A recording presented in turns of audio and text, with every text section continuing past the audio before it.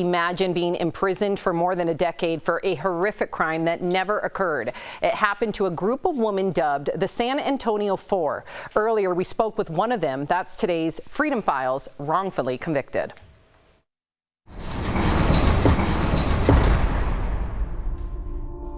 Sometimes the weight of a secret can be crushing. And 18-year-old Ana Vasquez is holding her secret close. I have always been a lesbian. At the age of like 7 or 8, I was interested in girls. Was I out? No, I wasn't. The only people who know are her closest friends, Liz, Christy, and Cassandra. They were also kind of dealing with the same thing, dealing with the same issues in their own lives. In July of 1994, the women hang out with Liz while she watches her 7-year-old and 9-year-old nieces. But Ana notices a dark cloud over the little girl's father. He wanted to be in a relationship with Liz.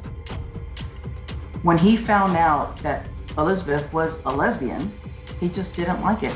Less than a year later, the 4 women are indicted after the young girls say they were molested by the group during their summer stay.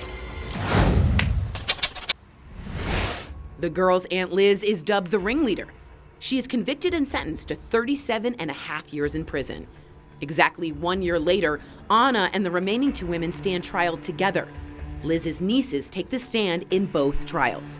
My emotions to hearing what the little girls were saying was very heartbreaking,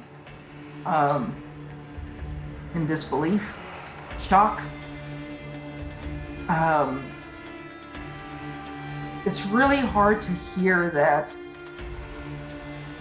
you are doing these horrific things to innocent children. As a final blow, the prosecution puts a doctor on the stand.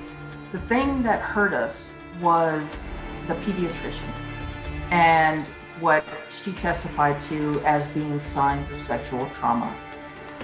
All 3 women are found guilty of aggravated sexual assault of a child and indecency with a child. They are sentenced to 15 years in prison. Ana quickly learns that her sexual assault conviction puts her in harm's way, so she lies. For a very long time, I always said that I was in prison for aggravated assault. You know, like I can look like a badass, right? Then in 2006, a professor who is studying female sex offenders reaches out. He did his own research on us, on the case, and reached out to an organization that focused on child sexual abuse and the LGBTQ community. While the Dallas Integrity Unit reinvestigates the case, the youngest victim recants her testimony. Then the pediatrician comes forward. She said, "This is not true, and had I known the science back then, I would have never testified to it. And I'll never testify to that science now." In 2016, the San Antonio Four are exonerated. And the feeling was just, in a sense, it was like, you see, I told you so. All 4 women are declared innocent.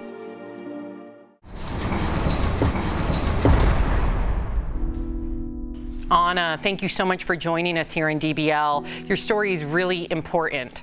Thank you. Thank you for having me here. So looking back on your case, what, and I know a lot of it must upset you, but is there one specific moment or person that upsets you the most? There is a pediatrician that was the quote unquote expert witness in this case that, you know, kind of identified us as satanic worshipers at the time. Being so young that I wasn't really familiar of my surroundings in what people were thinking at that particular time.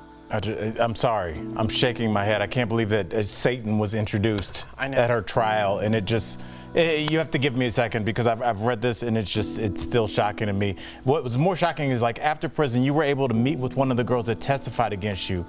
What did you learn about her story in that meeting?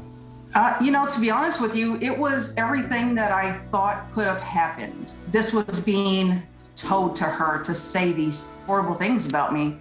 And it was just confirmed during that meeting. You know, she was so brave to be able to come out to tell the truth, unfortunately going against her family and being kicked out of what she ever knew, but she was so strong, and I completely commend her for that. You know, in the early 90s, unfortunately, there were a lot of stereotypes about the LGBTQ community. How did those stereotypes impact your case specifically? And do you believe that your case would have had a different outcome if it happened today in 2021? That's a very good question.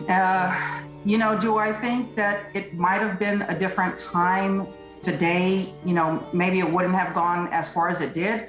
But unfortunately, because I'm dealing with the Innocence Project of Texas as their outreach and education, I still continue to see these flaws in our system.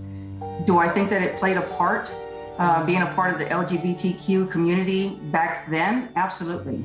The stereotype was horrific. There was no public display of affection out there like it is today. You know, it's so much more accepting. But back then, when I was accused of this, it was not accepted at all. It was almost like I was in hiding for so long. After your exoneration, you said that you felt lost, but you were able to find your purpose again. How did you do that? You know, I'm one of the fortunate ones, and I thank God every day for that.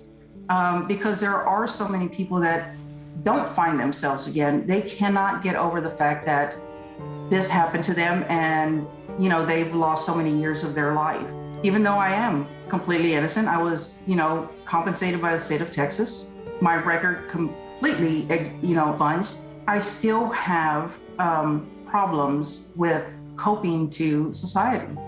I have problems with trust issues. I have problems with my relationship. You know, there's just so many different things that I think people don't realize that it does have an effect, and it's a long-lasting effect.